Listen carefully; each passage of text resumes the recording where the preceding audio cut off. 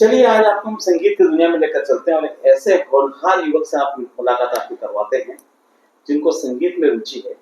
पहली बार जब मैंने इनको सुरकीर्ति प्रोग्राम में सुना और इतना अच्छा गाते हैं आप ये डॉक्टर स्वप्निल बथुआ, डॉक्टर सुभाष शोभा के पुत्र हैं और जब उन्होंने गीत वहां पर गाया जो तालियों की गूंज उस टाउन हॉल में सुनने को मिली, आज वो शख्स आज मेरे साथ है। स्वप्निल, आपका स्वागत। बड़े छुपे रुस्तम निकले आप। पहली बार जब मैंने आपको सुना आप इतना अच्छा गाते हैं, ये सारी प्रेरणा कहाँ से मिली आपको? बस अंकल, हमेशा बचपन से पापा को गाते देखा था और उनको सुनते भी आए और कभी कभी उनके साथ थोड़ा गुनगुना लिया करते थे, तो उसी से बस एक शौक जागा, शौक है। आपने छुपा रखा था अपने आप को, कहीं भी आप प्रकट नहीं हुए, कहीं भी ऐसे मंच पर मुझे देखने को आप नहीं मिले। इतना अच्छा आप गाते हैं, इतना अच्छा आप गाते हैं। उस दिन मैं देखा था टाउन हॉल में तालियों की गूंज जो थी आपके गीत के बाद। वो अंकल आप सबका बहुत प्यार है और ऐसा कभी मौका लगा भी नहीं। हाँ, घर में बस बंद कमरे में कई बार गुनगुना लिया करता था और ऐसा होता था कि हाँ चलो, कभी जैसे स्ट्रेस, मैं गाने को as a stress management use करता हूँ, किसी भी और चीज की तरफ जो आजकल युवाएं जा रहे हैं उनकी तरफ ना जाते हुए गाने से अपने स्ट्रेस को मैनेज करना पापा से सीखा और उसी को बस घर पे कर लिया करता था। उस दिन सुरकृति ने एक मौका दिया, कहा कि चलिए सर, एक बार हम जब सर गाते थे हम आपको भी सुनना चाहते हैं जी। तो बस उस तरह के उस दिन मंच पे बाहर आए। स्वप्निल, आपको कुछ पता होगा पापा का फेवरेट गीत कौन सा रहा? पापा एक गीत हमेशा कहा करते थे कि इस गीत को अपनी लाइफ में उतार के रखना। आप जब बाहर आए होंगे तो एक पापा के द्वारा लिखा गया लेख है, जीना इसी का नाम है, तो उसकी कुछ बस वो गाना उनका सबसे क्लोज रहा और उनका ये कहना रहा कि हमेशा लाइफ पे इस गाने को मानते हुए आगे चलिएगा। दो पंक्ति हमको सुनाएंगे? जी बिल्कुल। उसमें जो एक बहुत अच्छी लाइन थी जो पापा हमेशा कहा करते थे जी, रिश्ता दिल से दिल के एतबार का, जिंदा है हमी से नाम प्यार का, कि मर के भी किसी को याद आएंगे, किसी के आंसुओं में मुस्कुराएंगे, कहेगा फूल हर कली से बार बार, जीना इसी का नाम है। वाह, बहुत शानदार गीत है, आपको बहुत शानदार गीत है। स्वप्निल, जब आपने प्रैक्टिस सारी की होगी, शुरू शुरू में कैसा लगा आपको? शुरू में बहुत अटपटा सा भी लगता था और कभी लगता था कि यार पता नहीं क्यों ये अपनी फील्ड, ये अपना चीज नहीं है, पर धीरे धीरे धीरे प्रोत्साहन मिलता गया। कुछ फ्रेंड सर्कल से उस चीज को काफी अप्रिशिएशन मिली कि यार अच्छा करते हो, अच्छा करो और आगे बढ़ो। डेफिनेटली सबसे पहले प्रथम पापा, जब वो कहते थे अरे बढ़िया, तो ऐसा लगता था अपन एक बड़े आज कुछ बन गए हैं। तो उससे बस धीरे धीरे डेवलप होता गया, धीरे धीरे डेवलप होते रहना, आगे बढ़ते गए। किशोर कुमार का तो गीत सुनाइए ना। किशोर कुमार का आप बताएं। एक गाना मुझे जो पर्सनली थोड़ा सा पसंद है, रिम झिम गिरे सावन, सुलग सुलग जाए मन, भीगे आज इस मौसम में जैसे नरती पवन, रिम झिम गिरे सावन। अमिताभ बच्चन के ऊपर फिल्माया गया गीत जी, बहुत शानदार गीत आपने गाया। कभी सोचा नहीं कि मुझे फिल्म इंडस्ट्री में जाना चाहिए?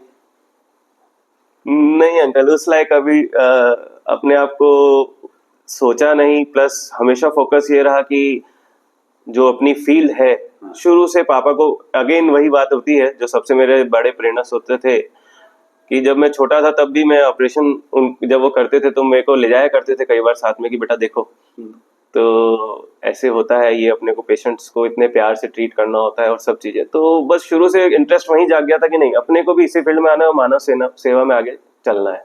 जी, तो इसलिए दूसरी फील्ड कभी सोची नहीं। अच्छा, फिल्म इंडस्ट्री में इतने सारे गायक हैं, मुकेश हुए, मोहम्मद रफी साहब हुए, किशोर कुमार हुए, अमित कुमार हुए, यशुदास हुए, सबसे ज्यादा फेवरेट कौन सा रहा? सबसे ज्यादा फेवरेट देखा जाए तो मुझे रफी साहब लगे और रफी साहब के बाद अगर मैं बोलूँ तो किशोर कुमार जी लगे। और पंजाबी सिंगर्स में अगर मैं बात करूँ तो गुरदास मान जी के भी गाने में काफी सुना करता था। गुनगुनाते भी? नहीं, पंजाबी थोड़ा सा अभी अब वो टच नहीं है, चला गया पंजाबी है। टच नहीं है। रफी साहब का कोई गीत? रफ़ी जी का एक सॉन्ग जो आपने कहा, मेरे को एक बहुत दिल के क्लोज एक सॉन्ग लगा था। मैंने मनाली में किसी को गाते सुना, वो एक सेना के जवान थे, तो तब से मुझे वो गाना, मैंने फिर सुना, उस मूवी को देखा, मुझे लगा कि यार ये बहुत अच्छा है, तो कोशिश एक आपको सुनाने की करता हूँ। मैं ये सोच कर उसके दर से उठा था कि वो रोक लेगी, मना लेगी मुझको। मैं ये सोच कर उसके दर से उठा था कि वो रोक लेगी, मना लेगी मुझको। हवाओं में लहराता आता था दामन के, दामन पकड़ कर बिठा लेगी मुझको। कदम इस अंदाज से उठ रहे थे कि आवाज देकर बुला लेगी मुझको। मगर उसने रोका न, उसने बुलाया न, आवाज ही दी न वापस बुलाया। मैं आहिस्ता आहिस्ता बढ़ता ही आया, यहाँ तक के उससे जुदा हो गया मैं, जुदा हो गया मैं। तो ये एक उन सैनिक से मैंने इस गाने के पीछे पूछा, मैंने आप ये इतना, मैं तो खैर अभी बहुत अलग तरीके से उसको किया, और उनको गाते सुना तो मैं एकदम, जिसे कहते गूस बम्स आ जाना। तो मैंने उनसे पूछा था, तो उनने मुझे एक चीज बोले कि मैं यहाँ पोस्टेड था और मुझे खबर लगी कि बेटे का एक्सीडेंट हुआ और मैं वहां तक पहुंच नहीं पाया, और तब से पता नहीं क्यों मैं ये गाना गुनगुनाता हूँ। ये उनका कहना था, और मुझे भी इस गाने को आज भी गाता हूँ तो मुझे मेरे सामने सैनिकों की एक छवि आगे आ जाती है। आगे बढ़ते हैं अपन। मुकेश, ये आपकी पसंद के एक अच्छे गायक कलाकार हैं, गीत आप हमको सुनाएं। मुकेश कुमार जी और राज कपूर की जोड़ी मेरे को हमेशा बहुत पसंद आई है। मैंने राज कपूर के ऑलमोस्ट सीडीज, उस टाइम सीडीज जब मिल जाती थी तब सीडीज मंगवा मंगवा के उनकी मूवीज देखी हैं। एक सॉन्ग अगेन, फिर कहीं ना कहीं गानों की जब बात चलती तो पापा की याद जरूर आती है जी। तो वो सॉन्ग था, कल खेल में हम हो ना हो, गर्दिश में तारे रहेंगे सदा।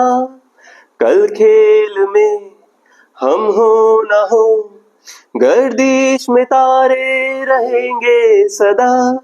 भूलेंगे हम, भूलोगे तुम, पर हम तुम्हारे रहेंगे सदा।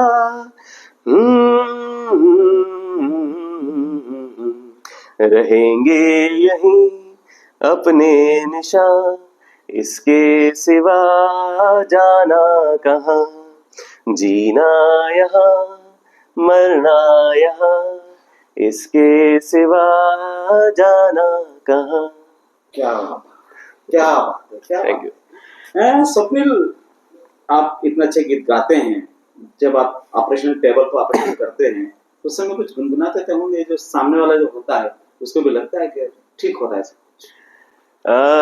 डेफिनेटली जब हमारा एक, जब जिसे हम कहते हैं कि हमारा जो मेन फोकस जब ऑपरेशन पे रहता है, जब वो पार्ट हमारा खत्म हो जाता है, जब हम स्किन सूचर कर रहे होते हैं या ड्रेसिंग्स चल रही होती हैं, जब इनिशियल वो होता है, तब जब हम होते हैं ना, जिसे कहते हैं हाँ मेन अपना काम हो गया, अब हम थोड़े रिलैक्स हो जाते हैं, तब कभी कभी गुनगुना लेते हैं। और ऐसा एक आधा बार मुझे एक पेशेंट ने इस पे कॉम्प्लीमेंट भी दिया था। इनफैक्ट अभी उस दिन मेरे को काफी सरप्राइजिंग लगा जब परिधि दीदी ने, जब मैंने गाना गाया और स्टेज से उतरा तो उन्होंने यही चीज को कहा कि इससे पेशेंट आधे तो ऐसे ही ठीक हो जाते होंगे। तो डेफिनेटली जिसे मैंने कहा ना कि मैं खुद भी इस सॉन्ग को बोलूं या गाने की जो चीज है उसको मैं as a stress management use करता हूँ। हाँ। तो डेफिनेटली वो मेरे को ये सोच है कि पेशेंट पे भी कहीं ना कहीं इफेक्ट आता होगा। क्या बात। चलिए, अच्छा लगा आज आपसे बात की हमने। बहुत बहुत धन्यवाद sir. Thank you. Thank you.